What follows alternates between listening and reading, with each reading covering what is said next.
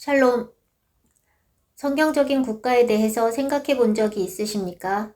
지금 한국은 표면적으로는 자본주의, 자유민주주의 공화국을 추구하는 우파와 공산주의, 사회주의 국가를 추구하는 좌파가 대립하고 있습니다.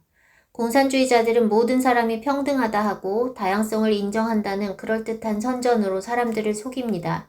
그러나 실상은 극소수의 지배층 이외의 대부분의 사람들을 평등하게 노예가 되게 하는 것입니다. 그들이 말하는 인권, 차별금지 등 그럴듯하게 포장된 신생 법안들은 오직 예수께만 구원이 있다고 하는 참된 그리스도 신앙을 박해하기 위한 빌드업에 불과합니다. 실제로 공산화가 거의 마무리된 우리 사회에서 진리의 편에 선 사람들은 이미 표현의 자유도 제한받고 억압을 당하는 차별 속에 살고 있습니다. 그렇다면 우파가 추구하는 자유민주주의 공화국은 성경적일까요? 민주주의 공화국은 주권이 국민에게 있는데 성경적인 나라는 주권이 국민에게 있지 않습니다. 하나님께서 택하셔서 세우신 나라 이스라엘의 주권은 하나님께 있었습니다. 하나님께서 이스라엘 자손들을 애굽에서 구원하셔서 가나안 땅을 차지하게 하신 뒤 하나님은 왕을 주시지 않았습니다. 인간 왕도 정부도 없고 제사장과 선지자와 방백들만 있었을 뿐입니다. 하나님께서 그들의 왕, 통치자이시기 때문입니다. 하나님께 바치는 예물만 있을 뿐 나라에 바치는 세금도 없었습니다. 끊임없이 새로운 법안들이 제정되는 오늘날과 달리 하나님 나라의 법은 모세가 받은 하나님의 계명들이 전부였습니다.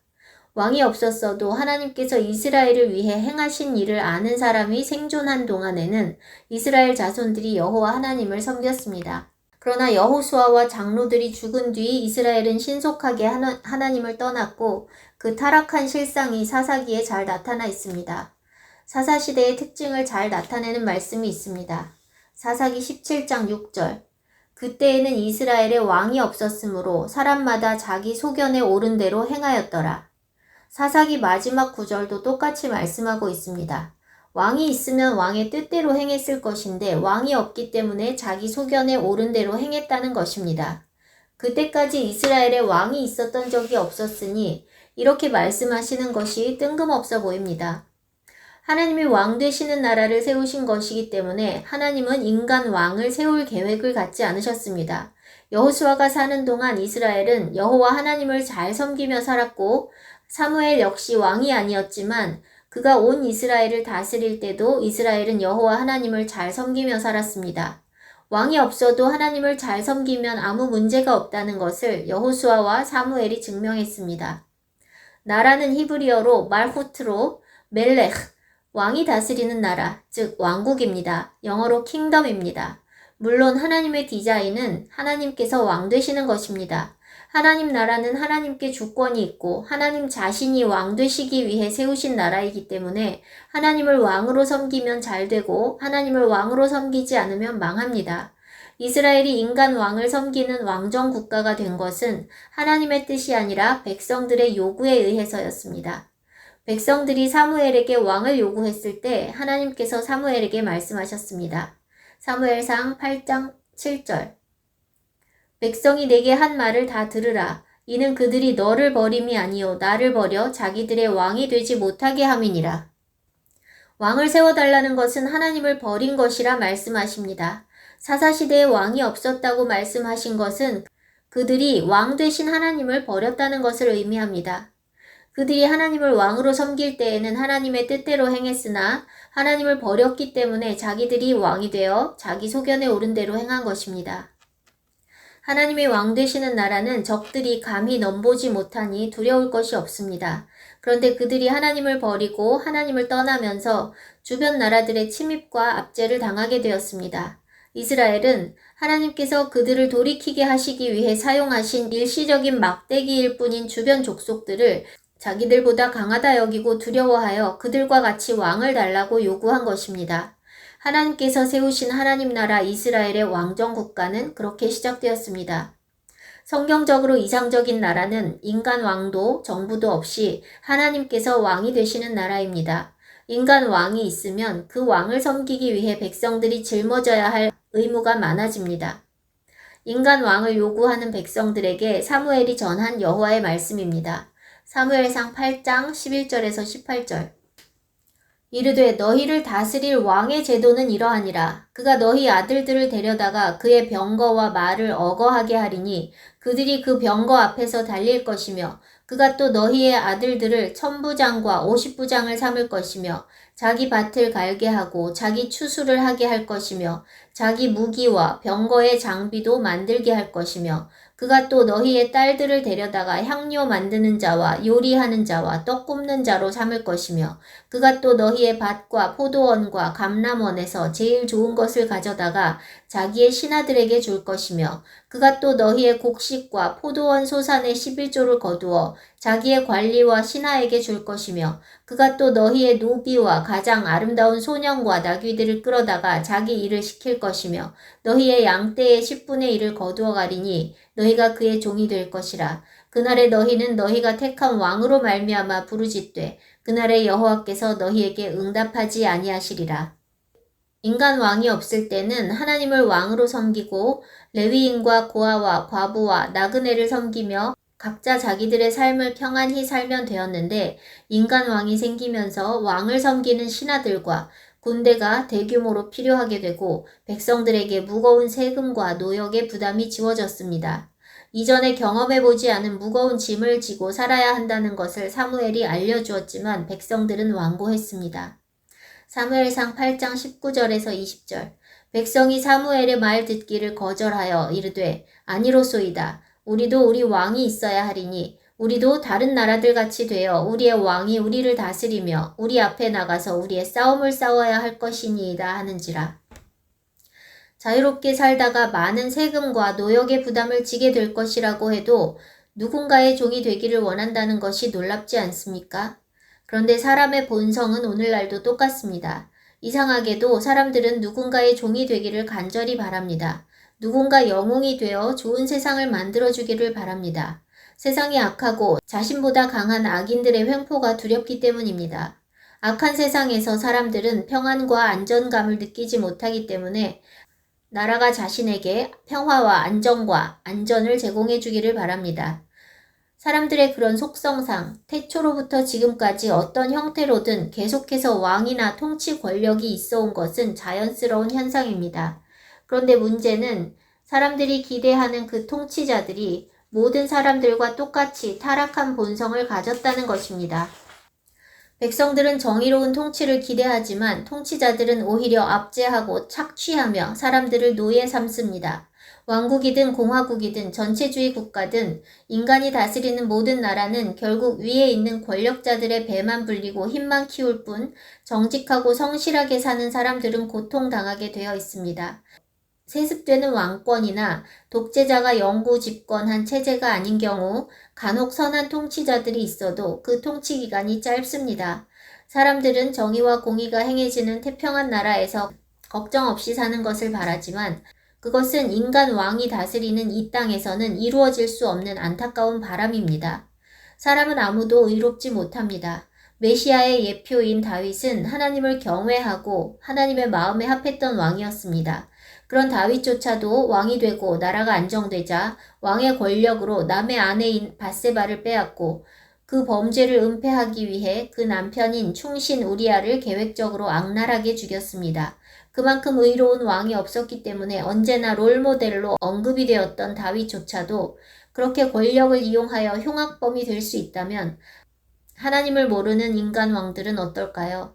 인간은 본질적으로 다 똑같습니다. 하나님을 왕으로 섬기지 않는 나라, 인간이 다스리는 나라는 정의와 공평이 이루어질 수 없습니다. 주님께서 다시 오셔서 통치하실 천년왕국 이전의 6000년의 시간은 사람이 범죄의 열매를 먹는 시간이며 이 땅에는 하나님 같은 의로우신 왕이 없다는 것을 경험해야 하는 시간, 사람의 시간입니다. 6일 동안 수고하여 일하고 일곱째 날에는 수고를 멈추고 하나님 안에서 안식하는 안식일 설계는 6000년 동안 사람이 땅에서 수고하고 7000년째에는 수고를 멈추고 메시아께서 통치하는 안식의 시간이 되는 것을 보여주는 그림자입니다. 하나님을 믿건 안 믿건 법과 원칙에 따라 행하는 것은 하나님 보시기에 옳은 것입니다. 우리 사회에 그렇게 법과 원칙을 중시하는 정치인들이 참 희박합니다. 국민들도 법과 원칙을 무시하고 사는 사람들이 대부분입니다.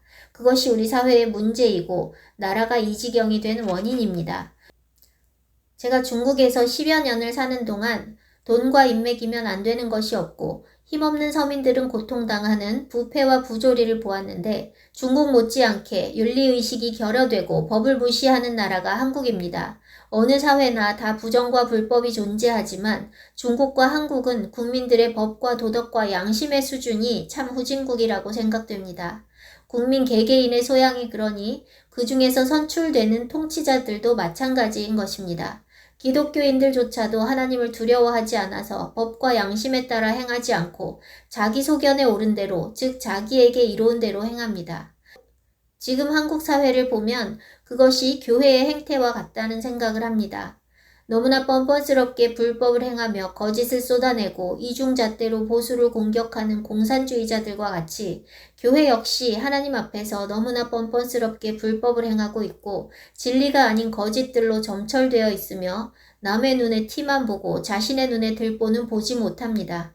침투한 프락지들로 인해 보수 가치를 지키지 못하고 사분오열하며 막장 드라마를 찍고 있는 보수 정당과 우파 세력의 모습은 교회 박멸 세력의 침투로 인해 하나님 말씀의 권위가 땅에 떨어지고 소금기를 잃은 교회의 모습과 같습니다. 우리나라의 위기는 외부적인 위협에 있는 것이 아닙니다. 위험 요인이 외부에 있다면 오히려 결속력이 강해져서 단합하여 외부의 위험 요인에 대항하게 됩니다. 그런데 가장 치명적인 위험 요인은 늘 안에 존재합니다. 그것이 사단의 교활한 전략입니다.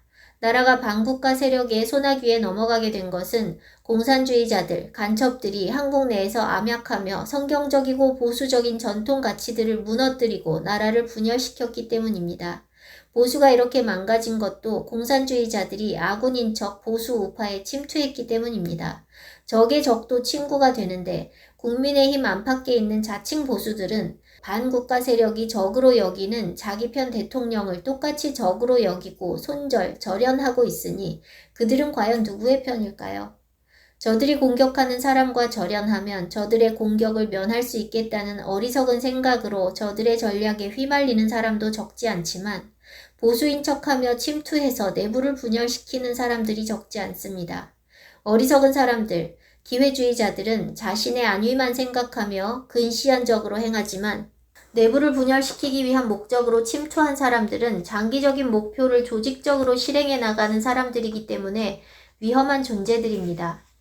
민감하게 깨어있지 않으면 결국 침투한 그들의 목표대로 망가지게 됩니다. 보수가 보수의 가치와 색깔을 잃고 중도 타령만 하고 있는 것은 교회가 교회의 사명을 잃고 세상을 따라가는 것과 너무나 닮아 있습니다. 건국 당시 한국은 이승만 대통령에 의해 성경적 가치관 위에서 출발했고 보수 우파의 시작은 기독교인들이었습니다. 오늘날 교회가 소금의 짠맛을 잃었으니 보수 우파도 그 색깔을 잃는 것은 자연스러운 것입니다. 반국가 세력은 악한 짓을 대놓고 할 만큼 거대해졌는데 보수라는 사람들은 무지하고 영적으로 둔해서 다 빼앗기고도 깨닫지 못하고 여전히 자기 밥그릇 챙기는 데에만 혈안이 되어 있습니다. 사단이 악한 것을 내부로 침투시켜 교회를 무너뜨리고 한국을 무너뜨린 것과 같은 전략은 개개인의 삶에도 사용되고 있습니다. 인간의 죄성을 자극하는 덫을 사람들 앞에 놓아 자신의 유익을 위해 법과 윤리를 무시하고 양심을 타협하며 죄 가운데 살게 합니다.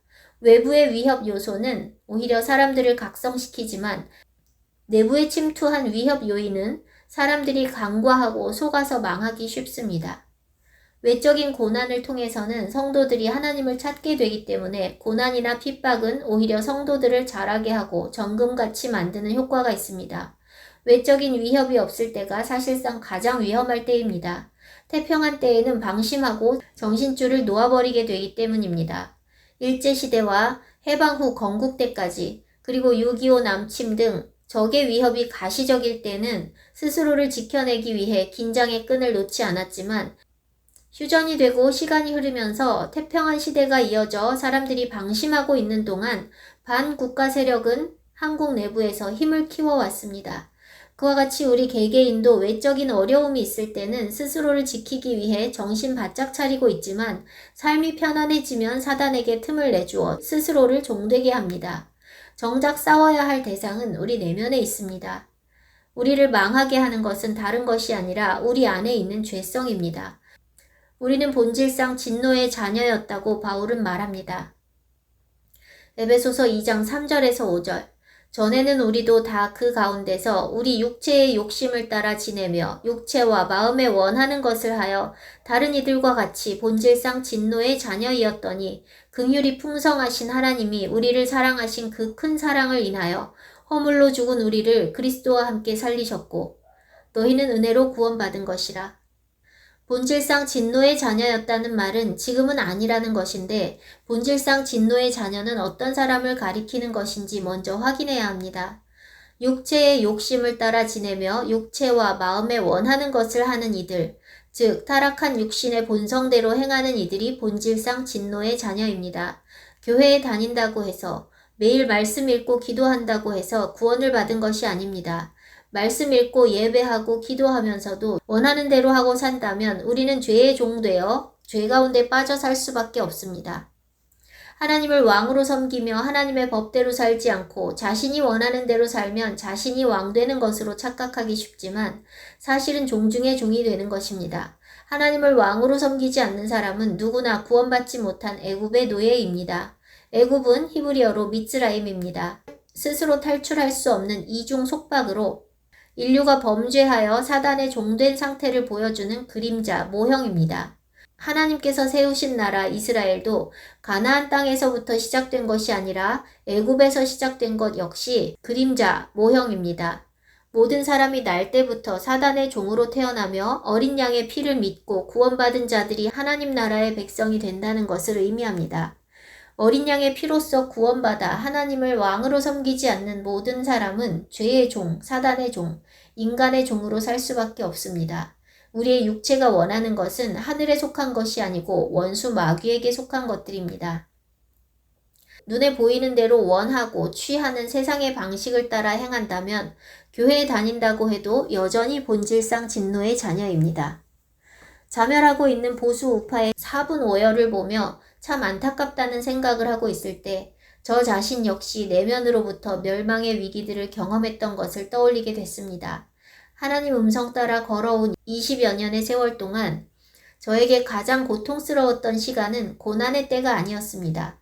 갖가지 고난으로 인해 뜨거운 풀무불의 시간이 적지 않았지만 고난이 있을 땐 주님을 붙잡을 수밖에 없기 때문에 고통스러워도 감사와 위로가 있고 영적으로는 정말 행복한 시간이었습니다.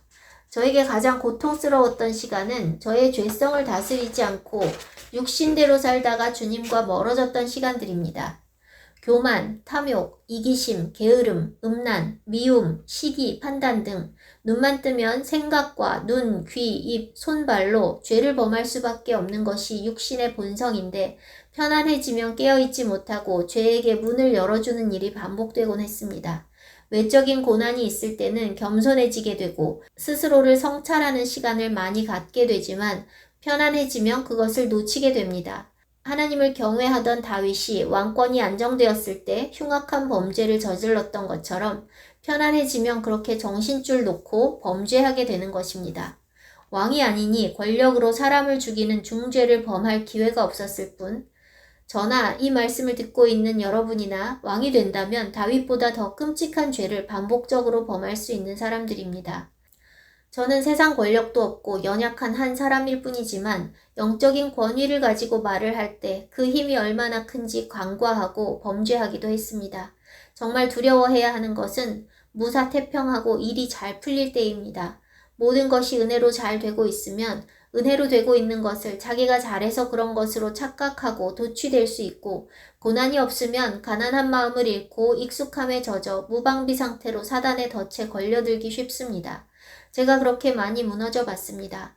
하나님께서 저를 평균 1년 미만의 주기로 돌리고 돌리셔서 안주할 시간이 그다지 없었음에도 불구하고 육신의 본성은 안주하고 편안한 것을 원하니 뭔가 이루었다, 통과했다 싶으면 즉시 정신줄을 놓게 됐던 것을 돌아봅니다. 한국에 귀국한 지 7년이 지나는 동안 제가 많이 느슨해졌습니다. 한국에서 보낸 시간도 쉽고 편안한 삶은 아니었고 여러 가지 씨름을 하며 다뤄지는 시간이었던 것은 분명하지만 내 나라라는 것만으로도 큰 이점이 되어 가난한 마음을 놓치게 된 것이 사실입니다. 또한 시골로 이사한 뒤로는 흙을 만지고 농사를 하면서 영육의 힐링도 되었고 성도들과 함께 예배하고 교제하는 기쁨도 있었으니 성교지에서 외롭게 싸움한 뒤 안식의 시간도 되었습니다. 영으로는 하나님께서 이끄시는 새로운 시즌에 대한 갈망과 사모함이 늘 있지만 육신은 갱년기도 반복되고 텃밭을 하며 호미질, 낫질, 삽질을 하는 고된 노동도 하다 보니 많이 약해져 있어 이렇게 시골에서 주님 오실 날을 맞이하나 보다 생각하고 있었습니다. 저 자신을 시골 아줌마로 생각하며 살고 있었는데 주님께서 다시 미국으로 부르셨습니다. 예전 같았으면 힘차게 새로운 시즌을 준비했을 것인데 또 펼쳐질 고된 삶에 대해 제 마음이 움츠러들어 씩씩하게 일어서지 못하고 있을 때 하나님께서 다시 저의 부르심과 정체성을 확인시켜 주셨습니다. 15년 전 선교사로 부르실 때 이사야와 예레미야를 부르셨던 말씀으로 저를 부르시고 세우시고 보내신 하나님께서 다시 예레미야 말씀으로 일으켜 세우시고 제가 누구인지 무엇을 하도록 부름받았는지 확인해 주셨습니다. 여러 가지 이유로 인해 하나님의 말씀을 나누고 전하는 것에 대한 의욕도 많이 잃었었고 입을 닫고 싶은 마음까지 들었었는데 하나님의 말씀을 전하기를 포기하면 안 된다는 것을 말씀하십니다. 시골 아줌마, 텃밭 농부에서 다시 선교사의 정체성을 회복하고 일어서기 위해 씨름 중입니다. 모세는 80세에 부르심받아 사역을 시작했는데 이제 50여 년 산 제가 노인처럼 쉬고 싶어 했던 것이 주님 앞에 참 부끄럽습니다. 주님께서 미국으로 옮기실 때까지 남은 몇 달 동안 다시 마음의 허리띠를 동이고 새로운 시즌을 준비해야 합니다. 주님께서 저를 일으켜 세우시기 위해 주신 말씀이자 큰 위기를 앞두고 있는 우리 모두에게 주시는 말씀입니다. 예레미야 12장 5절 만일 내가 보행자와 함께 달려도 피곤하면 어찌 능히 말과 경주하겠느냐. 내가 평안한 땅에서는 무사하려니와 요단강 물이 넘칠 때에는 어찌하겠느냐. 아직 본 게임은 시작도 안 했는데 지쳐 있었던 저를 돌아보게 하시며 마음의 허리띠를 동이라 하셨습니다. 지금도 여러 나라들에서 믿음으로 인해 핍박당하고 순교하는 일들이 일어나고 있지만 우리나라를 포함한 많은 나라들에서 지금 이 세대는 큰 고난 없이 많이 누린 세대입니다. 그런데 세상 끝에 이전에 없었던 큰 환란이 있을 것이니 우리는 말과 경주할 수 있도록 요단강 물이 넘칠 때에도 두려움에 물러나지 않을 수 있도록 준비되어야 합니다. 고생을 모르고 산 세대가 가장 큰 환란을 감당하기는 어려울 것 같지만 하나님께서는 감당할 시험밖에 주시지 않는다 하셨습니다. 고난을 경험한 세대나 경험하지 않은 세대나 어느 세대든 우리가 맞닥뜨릴 환란은 육신으로 감당할 수 있는 분량의 것이 아니라 하나님의 영으로만 감당할 수 있는 것이니 우리가 주님을 따르고자 하는 의지만 있다면 하나님께서 다 감당하게 하실 것입니다. 저는 파송교회나 파송단체 없이 오직 하나님의 인도하심 따라 움직이며 변화무쌍한 삶을 살았고 잔고 없이 하루하루 하나님께서 공급하시는 것으로 살았습니다. 일상이 하나님의 기적이었습니다. 지금까지 살아있는 것이 주님의 은혜이지 제 힘으로 한 것이 하나도 없으니 제가 할 수 있다면 누구나 다 할 수 있다고 외쳐왔습니다. 그러나 하나님께서는 늘 저에게 어떤 대안도 없이 전부를 주님께 드리고 전부 맡겨야 하는 극단적인 모험과 같은 믿음을 요구하셨기 때문에 내심 누가 이 길을 갈 수 있을까 생각하곤 했습니다.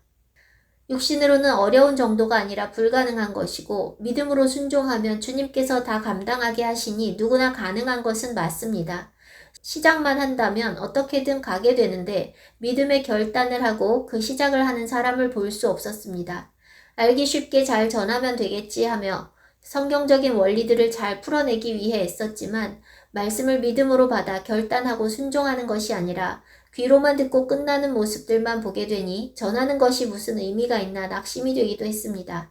제가 보지 못하는 어딘가에서 제가 나누는 말씀들을 듣고 그대로 살기 위해 애쓰는 사람들이 있을 것으로 믿지만 제 눈앞에는 없었습니다. 그런데 시골에 와서 예배와 교제로 섬기는 동안 제 삶에 일어났던 기적들과 동일한 기적이 제가 섬기는 지체들의 삶에 일어나는 것을 보게 하셨습니다. 저는 앞서가는 사람으로 부르셔서 멘토 없이 혼자 맨 땅에 헤딩하며 내가 잘 가고 있는 걸까 의심도 하며 수많은 시행착오도 거쳤기 때문에 시작부터 모든 과정이 다 어렵고 험난했습니다. 반면 제가 나누는 말씀과 간증을 듣고 걸어가는 지체들에게는 보면서 따라갈 사람이 있어 수월하기도 했고 하나님께서 저에게처럼 극단적인 상황을 견뎌내는 믿음을 요구하시지 않았기 때문에 큰 고통과 씨름이 없이도 하나님의 인도하심과 기적이 있는 삶으로 들어가는 것을 보았습니다. 제 섬김의 열매를 보게 하셔서 제가 계속 전하고 살아내야 할 이유와 제 부르심을 확인하게 해주신 것이 저에게 큰 감사의 제목이 되었습니다. 결국에는 모든 사람들이 다 큰 환란에 들어가기 위해 주님을 온전히 신뢰하는 친밀감 속으로 들어가야 하는데 믿음으로 사는 영적인 삶이 시작되기만 한다면 장성한 분량에 이르도록 자라게 하시는 분은 하나님이시니 첫걸음만 떼면 됩니다. 제가 수년간 주님 음성 따라 걸어오는 동안 하나님은 사람들이 좋아하는 사역을 하게 하시지 않고 그냥 부르신 자리에서 말씀을 법으로 삼아 믿음으로 살아내게 하셨습니다. 사역이 아니라 삶을 살게 하셨고 씨만 뿌리고 열매 수확의 기쁨은 없었지만 제 삶에 일하시는 하나님의 기적은 계속되었습니다. 그리고 하나님은 그런 기적들과 제 삶 자체가 사람들에게 메시지가 되게 하셨습니다. 한국에서는 사역에 대해 마음 다 비우고 농사 지으며 자족하며 살려 했더니 하나님께서 영혼들을 붙여주셔서 섬기게 하시고 처음으로 말씀을 통해 영혼이 변화되는 열매를 보게 하셨습니다. 한국에서 할 일은 끝나고 이제 또 씨 뿌리러 떠나야 하는 것 같습니다. 때가 차니 준비된 영혼들에게 주님께서 신속하게 역사하시는 것이 보여 기쁩니다. 주님께서 제게 세례 요한과 같이 광야에서 외치는 자의 소리라는 사명을 주셨는데 광야는 출애굽한 사람들이 걷는 땅입니다. 불신자가 아니라 믿는다고 하는 사람들이 대상입니다. 이스라엘 백성들이 믿음으로 양의 피를 바르고 하나님의 인도하심을 따라 광야로 들어섰지만 1세대가 불신앙과 불순종으로 말미암아 광야에서 다 죽게 된 것을 우리는 뼈아픈 교훈으로 새겨야 합니다. 애굽에서 구원받아 모세를 따라 나선 사람들이 실제로는 말씀을 믿음으로 순종하지 못하고 눈에 보이는 대로 불평하고 원망하다가 광야에서 다 멸망당한 것처럼 오늘날 교회도 믿는다고 고백만 하고 말씀을 믿지 않고 보이는 것만 보며 현세 중심적인 삶을 살고 있습니다. 멸망으로 달려가고 있는 사람들은 사실상 불신자들이 아니라 복음을 받았다고 하는 기독교인들이고 복음화된 나라들입니다.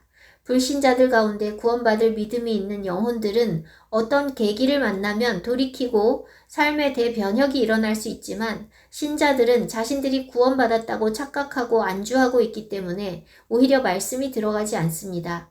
예수님의 말씀 가운데 잔치 비유가 있습니다.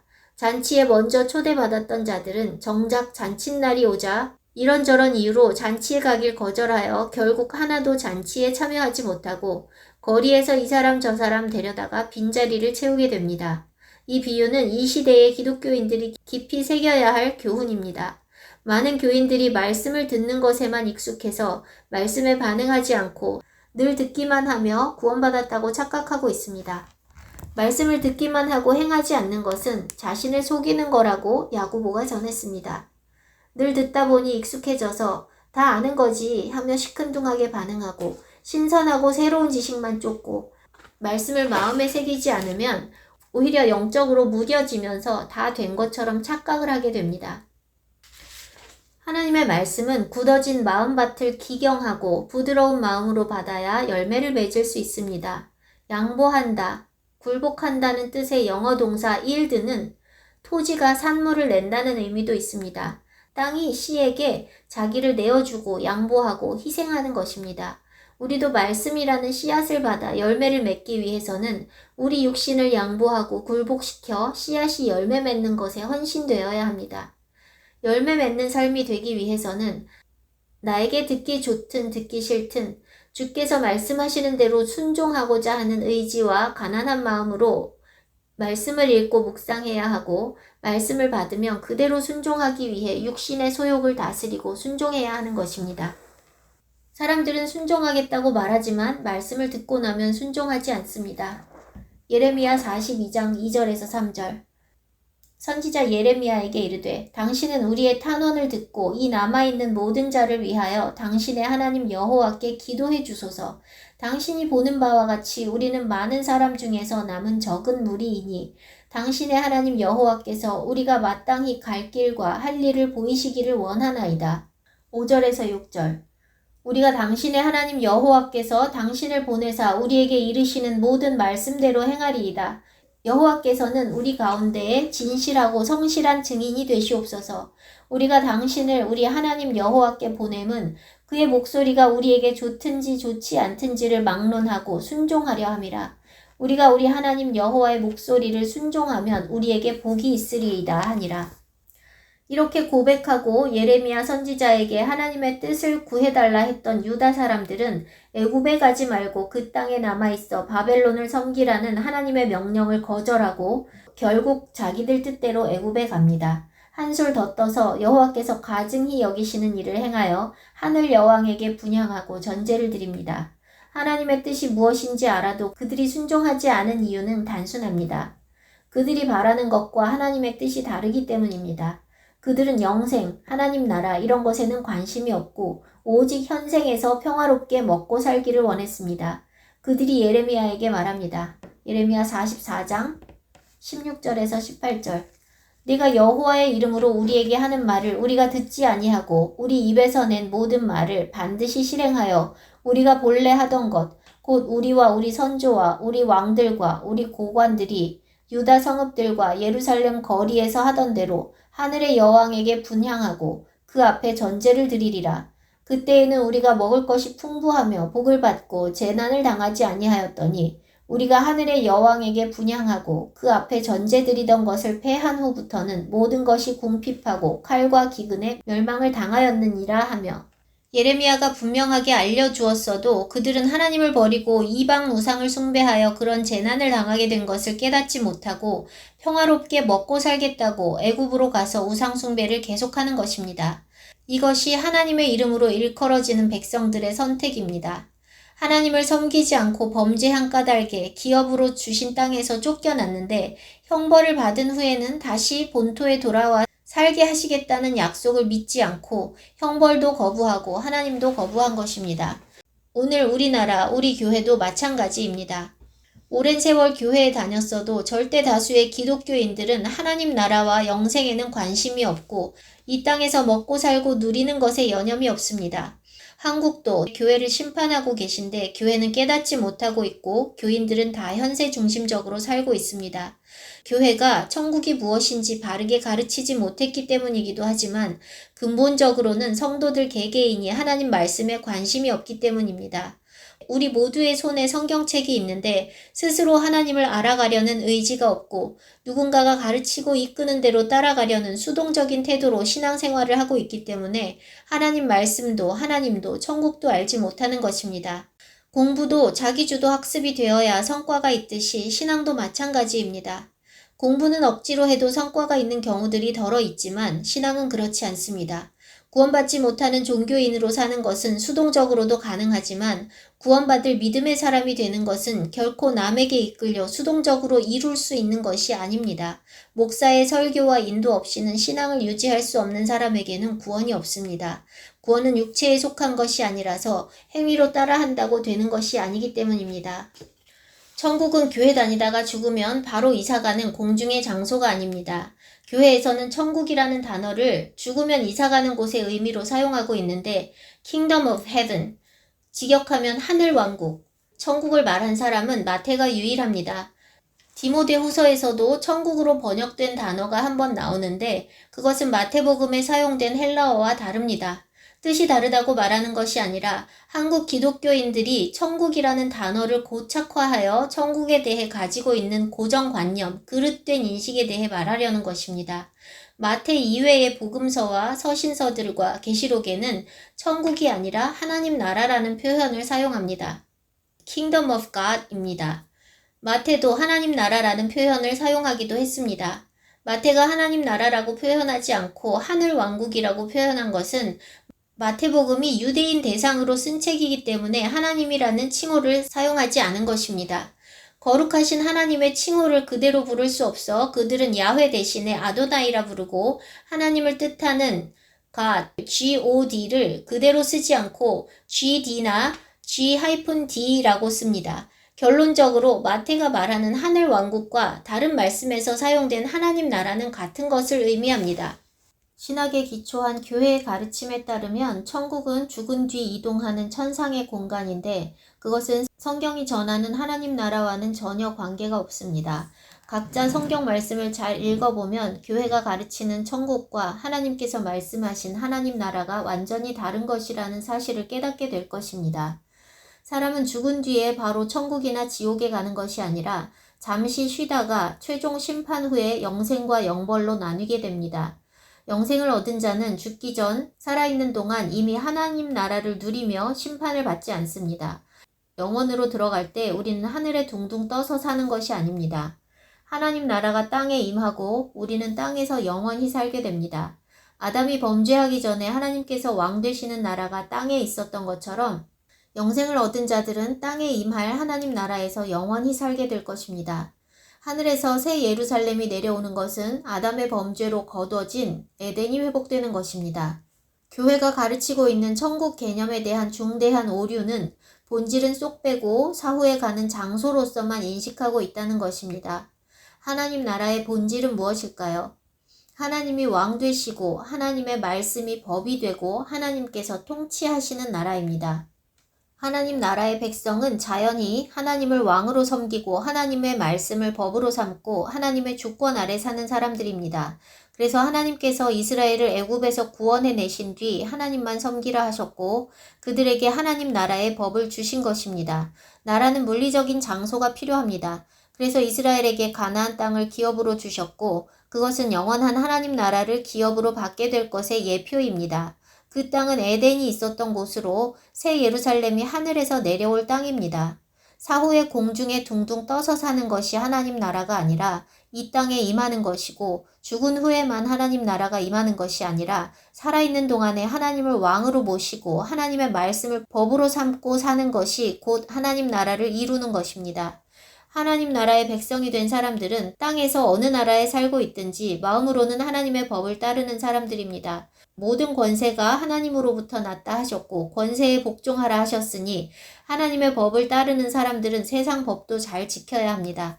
바꿔 말하면 하나님께 주권을 드리지 않고 하나님의 법을 따르지 않는 사람들은 하나님 나라의 백성이 아니며 세상 법을 안 지키는 사람도 하나님의 백성일 수 없습니다.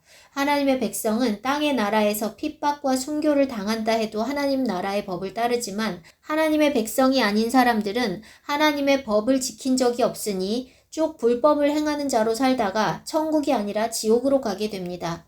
불법을 행하던 사람이 사후에 하나님 나라로 이사간다는 것은 말이 안 되겠지요. 끝에 있을 짐승의 표는 구원을 잃게 하는 표가 아니라 구원받지 못한 것을 확인해주는 표일 뿐입니다. 하나님 나라의 본질은 분명하고 심플합니다. 하나님이 왕 되시고 하나님의 말씀이 법이라는 것입니다. 그래서 하나님의 백성은 이 땅 어디에서 살든지 그 마음에 임한 하나님 나라에 사는 것이며 죽으면 자연히 하나님 나라를 기업으로 얻게 되는 것입니다. 천국은 사후 이사갈 장소가 아니라 지금 바로 여기서 누려야 하는 하나님의 통치입니다. 바로 알아야 바로 준비될 수 있습니다. 지금이 마지막 때든 아니든 나라가 위기에 처했든 태평시대든 관계없이 구원의 원리는 동일합니다. 우리는 땅에서 평화롭게 먹고 사는 것을 추구하는 것이 아니라 땅에서 하나님의 통치와 주권 아래 살면서 영생, 영원한 하나님 나라를 소망하며 살아야 합니다. 지금이 마지막 때인 것도 나라가 위기에 처한 것도 사실이지만 고통에 처하지 않으면 하나님을 찾지 않는 인간의 타락한 본성상 고통의 때가 가까웠다는 것이 나쁜 것만은 아닙니다. 이제 정말 깨닫고 하나님께 돌이켜야 할 때라는 사인이니 이제라도 정신 차리고 자신의 구원을 이루어가야 합니다. 정치인이든 목사든 하나님이 아닌 사람을 맹목적으로 신뢰하거나 의지하지 말고 오직 하나님만 의지하며 하나님과 1대1의 관계를 이루어야 합니다. 사람은 다 자기중심적이고 언제든지 넘어질 수 있는 연약한 존재입니다. 하나님과 개인적으로 관계하지 못하는 사람들은 세상이 어두울 때 스스로 보지 못하니 누군가의 인도함을 구하고 따르게 되어 있습니다. 그래서 이 마지막 때 미혹이 가득하고 거짓 선지자들이 가득한 것입니다. 그런데 정확한 예언을 했다거나 능력이 나타났다고 해서 그 사람을 신뢰하면 안 됩니다. 그렇게 해서 수많은 사람들이 거짓 선지자에게 넘어가 이단에 빠지게 되는 것입니다. 이스라엘에게 올무를 놓았던 발람에 대해 이야기해 보겠습니다. 발람은 선지자가 아니라 술사입니다. 점술 치는 자인데 하나님께서 발람에게 임하시고 말씀을 주셨습니다. 하나님의 음성을 잘 듣는 것처럼 보인다고 다 하나님의 선지자가 아닙니다. 발람은 모압 왕 발락이 자기에게 사람을 보낸 목적이 이스라엘을 저주하기 위한 것임을 들었고 하나님께서는 발람에게 발락의 사자와 함께 가지도 말고 이스라엘을 저주하지도 말라고 말씀하셨습니다. 그런데 발락이 또 사람을 보내자 그는 그들을 또 머물게 하고 하나님께서 다른 말씀을 하실 것을 기대했습니다. 두 번째는 하나님께서 가라고 말씀하시니 발람이 그들과 함께 가는데 하나님께서 진노하셔서 그를 죽일 여호와의 사자를 보내셨습니다. 이미 가지 말라고 말씀하셨음에도 불구하고 발람이 탐욕으로 인해 가고 싶어 했기 때문에 가라고 허락하셨지만 하나님께서 기뻐하시지 않는다는 것을 알게 하신 것입니다. 발람의 눈이 어두워지지 않았다면 칼을 들고 서 있는 여호와의 사자를 볼 수 있었을 것입니다. 탐욕의 눈이 먼 발람은 당나귀도 보는 여호와의 사자를 보지 못해서 죽을 뻔합니다. 그러나 하나님께서 진짜 죽이려 하셨다면 당나귀의 입을 열어 말하게 하지 않으셨겠지요. 그의 탐욕이 그의 눈을 멀게 했고 하나님께서 당나귀의 입을 여셔서 그를 정신 차리게 하시지 않았다면 죽었어야 했다는 것을 발람은 깨달을 수 있었을 것입니다. 하나님은 그를 살려주시고 모압으로 보내시지만 하나님께서 말씀하시는 것만 말하라고 명령하셨습니다. 그는 하나님의 말씀대로 이스라엘을 향해 축복을 선포했습니다. 한 번도 아니고 4번이나 이스라엘을 축복하는 예언을 선포합니다. 그러나 그 또한 탐욕 때문이었습니다. 발락으로부터 선물을 받고 싶어서 하나님께서 혹시나 이스라엘을 저주하게 하실까 하는 기대를 하며 계속 제사를 드리며 말씀을 기다렸던 것입니다. 발람이 4번째 예언할 때는 하나님께서 자기가 이스라엘을 축복하는 것을 좋게 보시는 것을 알고 발람이 점수를 쓰지 않았다고 말씀하고 있습니다. 그 전까지는 점수를 썼다는 것입니다. 하나님께서는 점수를 미워하시는데도 술사인 발람이 점수를 써서 하나님의 뜻을 듣고자 할 때도 임하시고 하나님의 뜻을 그에게 알려주셨습니다. 하나님께서는 술사도 쓰시고 당나귀도 사용하십니다. 그러나 하나님께 쓰임받았다고 발람이 하나님의 사람이 되는 것은 아닙니다. 발람은 하나님의 뜻을 알았지만 하나님께 순복한 하나님의 백성이 아니라 하나님께서 가증히 여기시는 술사일 뿐입니다. 그는 저주하지 말라는 하나님의 명령을 거역하지는 못하고 축복을 선포했지만 자신의 탐욕을 버리지 못했고 결국 모압 왕의 뜻을 이루어주고 자신의 이익을 챙기기 위해 이스라엘 앞에 올무를 놓아 이스라엘을 범죄하게 만들었습니다. 발람은 하나님의 사람도 하나님의 선지자도 아니지만 하나님께서 사용하셨습니다. 그 기회를 통해 발람은 하나님의 백성이 될 수도 있었지만 그렇게 하지 않았고 하나님의 백성을 대적함으로써 하나님을 대적하는 자리를 선택했습니다. 오늘 이 시대에도 발람 같은 사람들이 많이 있습니다. 선지자처럼 보이지만 술사였던 발람처럼 육신의 탐욕을 위해 사역하는 가짜 사역자들이 개신교, 카톨릭, 이단, 사이비 종교들 안에 많이 있습니다. 그들에게서 아무런 능력이 나타나지 않는다면 사람들이 미혹되지 않겠지만 말에 능하거나 능력이 나타나기 때문에 사람들이 미혹되는 것입니다. 자신이 거듭나서 하나님의 영으로 인도하심을 받지 못한다면 발람 같은 사역자들에게 속게 됩니다. 하나님의 음성을 들었던 발람이 탐욕으로 인해 눈이 멀어 자기를 죽이려고 칼 들고 서 있는 여호와의 사자를 볼 수 없었던 것처럼 육신의 정욕을 다스리지 못하면 영이 어두워져서 사망의 길인 줄도 모르고 달려가다가 망하게 됩니다. 사단은 외부에서도 공격하지만 정말 무서운 것은 발람이 한 짓처럼 우리 앞에 올무를 놓아 우리를 범죄하게 하고 내면에서부터 망하게 하는 것입니다. 나라가 망하고 세상에 환란이 닥치는 것보다 우리 자신이 범죄로 인해 스스로 멸망하고 있는데 알아차리지 못하는 것을 더 두려워하고 경계해야 합니다. 외부의 위험은 알아차리기 쉽지만 내면에서 망하는 것은 알기 어렵습니다. 죄성은 우리의 육신의 본성에 박혀있기 때문에 알아차리기 쉽지 않습니다. 늘 회개함으로써 죄를 제거하고 정결케 된다면 죄가 틈탈 때 바로 알아차릴 수 있지만 회개하지 않는 사람의 영혼은 이미 더러운 상태라 더러운 것이 침입할 때 깨닫지 못합니다. 하나님께서 우리 몸을 아주 탁월하게 만드셔서 외부에서 바이러스가 침투하면 우리 몸이 그것과 싸웁니다. 장기 이식을 받은 사람들은 이식한 남의 장기를 자기 몸이 공격하지 않도록 면역 억제제를 먹습니다. 우리 몸은 자신에게 속하지 않은 것이 침투하면 적으로 인식하고 공격하는 것입니다. 우리가 옛 주인 사단을 떠나 하나님께 속했다면 우리는 죄에 대해 그렇게 반응해야 합니다. 죄성은 인간의 본성이니 구원받지 못한 사람은 죄가 들어올 때 거부하지 않습니다. 그러나 구원받은 하나님의 자녀는 그 안에 말씀, 영이 살아있기 때문에 죄가 들어오면 거부 반응을 할 수 있습니다. 죄성은 우리 육신이 죽을 때까지 제거되지 않으나 죄는 주님을 의지하여 다스릴 수 있습니다. 욕심이 잉태하여 죄를 낳고 죄가 장성하여 사망을 낳는다 했습니다. 물질에 대한 탐욕, 식탐, 명예욕, 성취욕, 게으름, 시기, 음란, 원망, 불평, 미움 등 육신의 욕구를 다스리지 못함으로 인해 범죄를 허용하면 사망에 이르게 됩니다. 구원은 하루하루 이루어 나가는 것입니다. 눈에 보이는 적과 위협보다도 깨어서 내부에 있는 위협을 경계해야만 살아남을 수 있습니다. 이 땅에 곧 임할 하나님의 최후의 심판은 노아의 때와 롯의 때와 같이 더 이상 소생 불가능할 만큼 죄가 관영할 때 이루어지는 것입니다.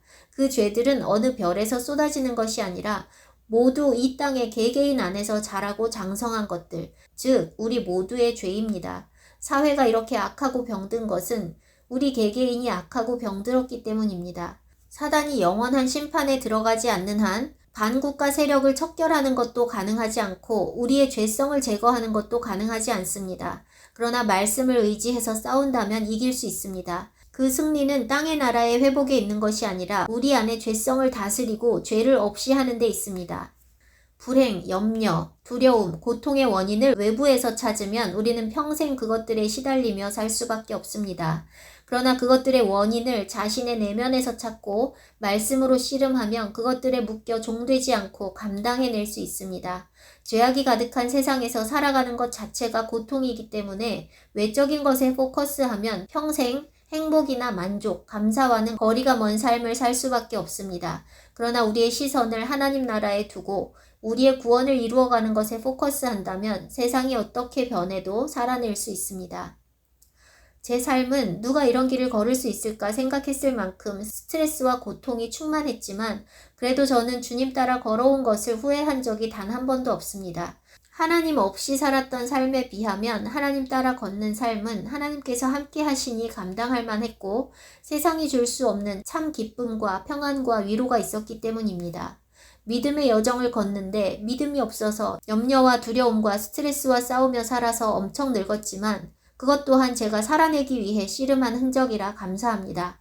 스트레스 가득한 삶이었어도 저를 망하게 두시지 않고 구원받을 수 있도록 그리고 영혼을 구원할 수 있도록 믿음의 여정으로 이끌어 주신 주님께 감사드립니다. 저를 믿음 위에 서게 하고 자라게 한 스트레스들과 고통들은 다 의미가 있습니다. 사람들은 스트레스 받지 않기 위해 외적인 조치를 취하려 하지만 스트레스를 없애기 위해 스트레스 상황을 기피하는 것은 결코 답이 될 수 없습니다. 사람과의 관계가 힘들다고 사람과 관계를 아예 끊는다거나 가난이 싫어서 필요 이상으로 돈을 번다거나 하는 것은 근본적인 해결이 아니라 회피하는 것일 뿐입니다. 우리가 싸워야 할 죄와 염려, 두려움 등 모든 내면의 적들은 외적인 조치로 해결되는 것이 아니라 오직 말씀으로써, 오직 말씀을 믿음으로써 해결되는 것입니다. 저는 성도들에게 늘 씨름하라고 권면합니다. 씨름하지 않고는 승리할 수 없고 사단에게 먹혀버리기 때문입니다. 두려움이 있으면 두려움이 사라질 때까지 씨름해야 합니다. 야곱은 에서를 두려워하여 뇌물을 앞서 보내고 가족들을 몇 대로 나누고서도 씨름하지 않고는 에서를 만날 용기가 없었기 때문에 야복 강가에서 씨름을 하고 직면할 용기를 얻었습니다. 이스라엘이라는 새 이름도 얻게 되었습니다. 염려가 있을 때나 용서해야 할 때도 육신으로 되는 것이 아니고 말씀을 믿음으로 취하고 영적인 씨름을 통해서 가능한 것입니다.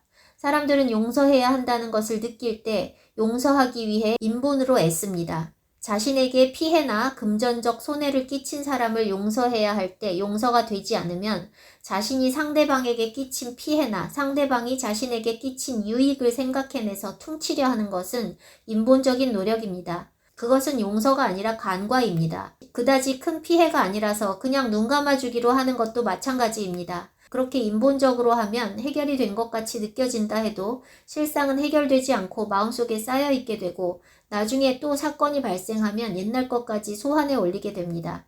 탐욕, 원망, 불평, 미움, 시기, 판단, 음란, 두려움, 염려 등 하늘에 속하지 않은 모든 문제들은 말씀으로 씨름해야만 근본적인 해결이 됩니다.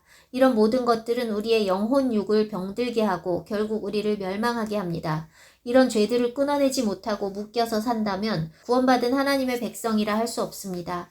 우리 내면에 하나님께 속한 것이 아니라 원수 마귀에게 속한 것이 남아있다면 우리를 결국 멸망으로 이끌어갈 것이기 때문에 깨닫는 즉시 처리하고 정결해져야 합니다. 남아있는 죄들은 결국 올무가 됩니다. 이스라엘 백성이 가나안 땅에 들어갔을 때 정복하지 못한 그 땅의 거민들은 남아서 그들에게 올무가 되어 결국 그들을 멸망하게 만들었던 것처럼, 그리고 교회가 누룩, 즉 죄와 거짓된 교훈들을 제거하지 않아 오늘날 소금도 빛도 아닌 무능력한 교회가 된 것처럼, 그리고 한국이 공산주의자들을 척결하지 못해 오늘날 반국가 세력이 우리나라를 다 장악하고 공산화를 이룬 것처럼 우리 안에 있는 죄의 문제를 해결하지 않으면 그것은 점점 세력을 키워서 우리를 심판에 이르게 할 것입니다. 사단에게 조종받고 있는 악한 세력들이 믿음의 사람들을 대대적으로 박해하고 대규모 순교가 일어날 것이니 그런 상황이 올 때 두려움에 뒤로 물러나지 않도록 준비되어야 합니다. 땅의 것이 아니라 하늘의 것들을 소망하고 바라보며 하루하루 자신의 구원을 이루어가야 합니다. 부정선거를 통해 악인이 당선되고 우리가 원하는 사람이 대통령이 되지 않아도 정권에 저항하고 투쟁하지 마십시오. 하나님께서 허락하시는 것입니다. 모든 권세가 위로부터 났다고 말씀하셨습니다. 바벨론을 통해 유다를 멸망시키시고 바벨론의 포로로 끌려가게 하시고 그들을 섬기라 명하신 분이 하나님이시듯이 악한 정권을 허락하셔서 우리를 고통 가운데 두시는 분도 하나님이십니다. 하나님의 생각은 언제나 평안이고 장래에 소망을 주려 하는 생각이라는 것을 믿고 우리의 죄로 인한 형벌을 달게 받으며 자신을 정결케 하는 회개에 집중하는 것이 자신의 구원을 이루어가는 길입니다. 우리가 진정으로 돌이키고 회개하면 하나님께서 진노를 거두시고 다시 좋은 시간이 허락될 수 있습니다. 제가 범죄해서 대가를 치르게 되었을 때 회개하고 벌을 달게 받겠다고 고백하면 하나님은 상황을 좋게 마무리해 주시곤 했습니다.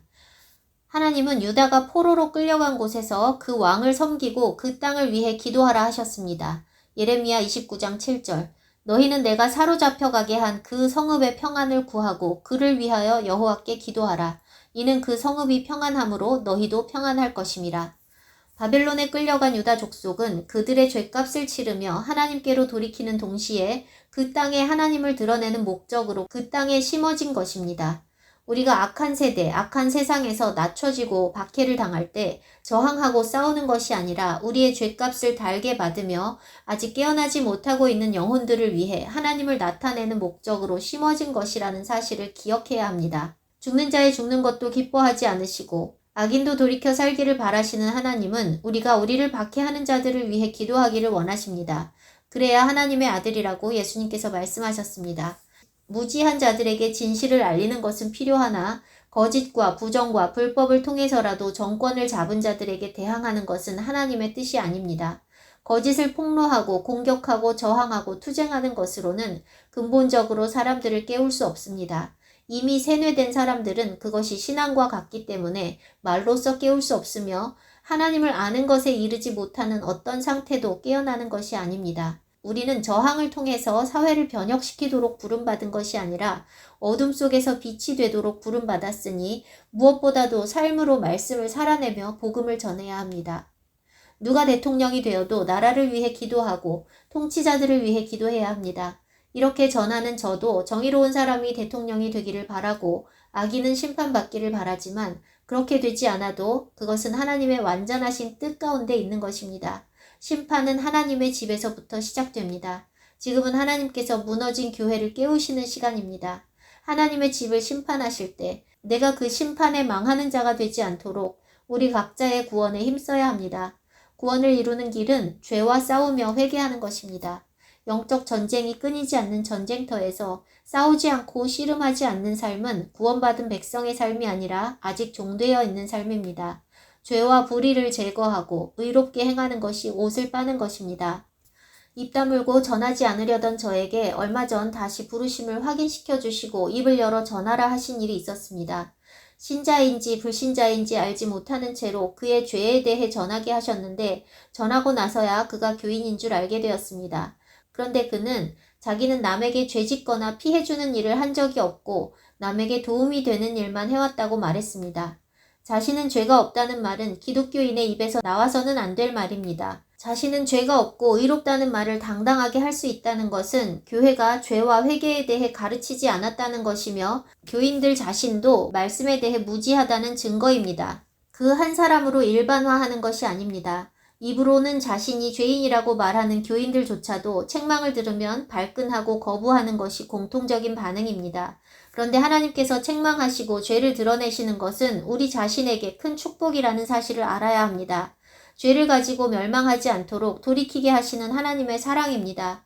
혼나는 것이 기쁜 일은 아니지만 저는 하나님께서 저의 죄를 드러내시고 책망하시거나 따끔한 징계를 주시는 것에 대해 감사합니다. 망하지 않도록 저를 냅두시지 않는 것이 은혜입니다. 요즘에도 계속 혼나고 있고 매맞으며 정신 차리려 애쓰고 있습니다. 우리의 평안은 나라의 통치자에 달려있지 않고 우리의 구원은 목회자에게 달려있지 않습니다. 나의 구원은 나와 하나님과의 1:1 관계 속에서만 이루어질 수 있으며 말씀 읽고 기도하고 예배하는 행위에 있는 것이 아니라 죄에서 돌이키고 죄를 회개하는 것에 있습니다. 외적인 위기에서 눈을 돌려 내 안에서 나를 망하게 하는 죄를 없애며 혼인잔치를 위한 예복 세탁에 열심을 내시기를 축복합니다.